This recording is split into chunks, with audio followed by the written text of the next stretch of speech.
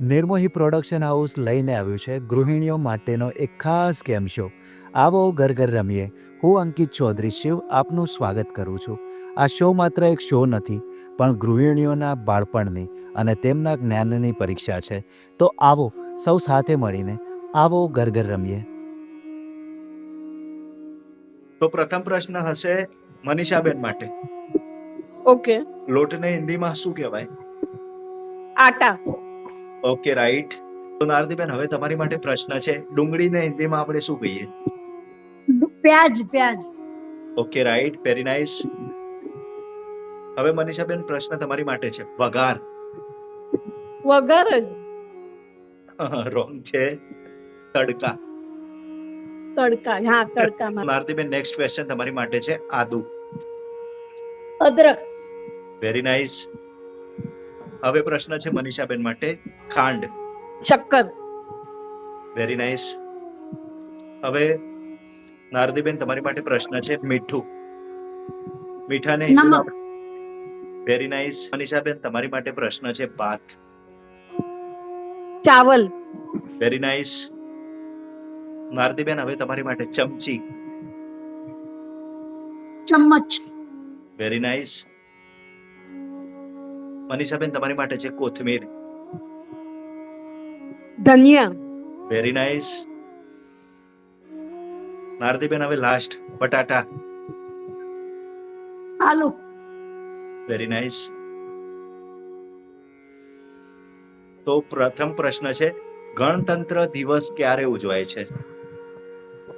Okay મનીષાબેન.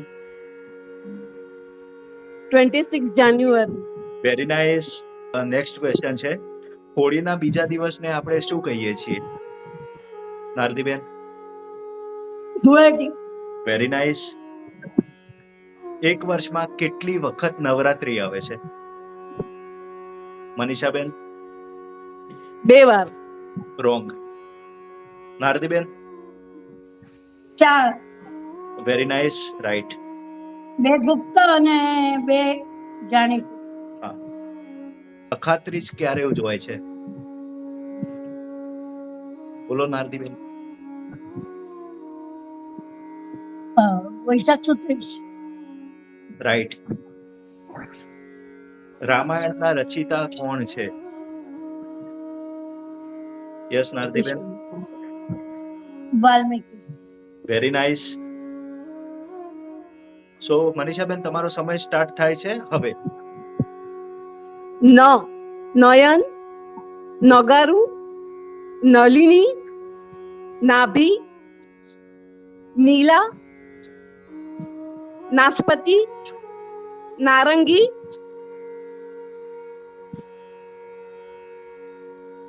નૈના, 8. નાગ, 9. નાગપાચમ, 10. 33 second. આખી નાગની family બોલી જાઓ, નાગ, નાગેણ. સમય જાય છે. 11 નામ થયા છે. નીલા, 12. નેત્ર, 13.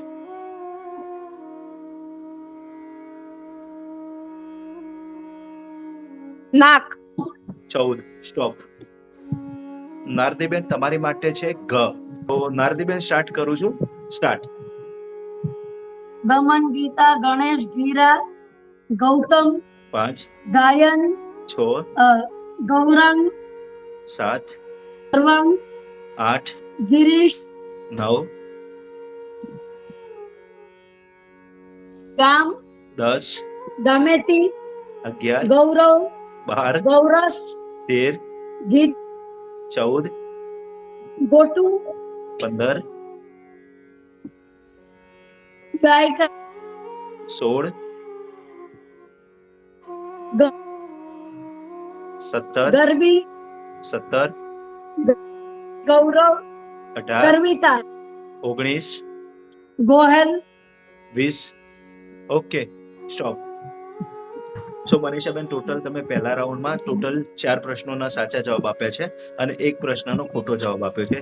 4 પ્રશ્નો માટે તમને મળે છે ટોટલ 8 પોઈન્ટ, જેમાંથી 1 પોઈન્ટ માઇનસ થાય છે, એટલે ટોટલ પહેલા રાઉન્ડ માટે તમને મળે છે 7 પોઈન્ટ. સેકન્ડ રાઉન્ડમાં તમે 2 પ્રશ્નોમાં ભાગ લીધો, જેમાંથી એક પ્રશ્નનો સાચો ઉત્તર આપ્યો અને બીજા પ્રશ્નમાં તમે થોડા અટવાઈ ગયા, જેથી તમારા મળેલા 2 પોઈન્ટમાંથી 1 પોઈન્ટ માઇનસ થાય છે, એટલે તમને સેકન્ડ રાઉન્ડમાં પણ મળે છે માત્ર 1 પોઈન્ટ. અને થર્ડ રાઉન્ડમાં તમે 13 નામ બોલ્યા, જેથી તમે સેકન્ડ આવ્યા, તો થર્ડ રાઉન્ડમાં તમને મળે છે 5 પોઈન્ટ. તો ટોટલ તમને 3 રાઉન્ડના થઈને 13 પોઈન્ટ મળે છે. નારદીબેન, ટોટલ તમે પ્રથમ રાઉન્ડમાં પણ 5 પ્રશ્નોના સાચા જવાબ આપ્યા, ત્યાં તમને મળે છે 10 પોઈન્ટ.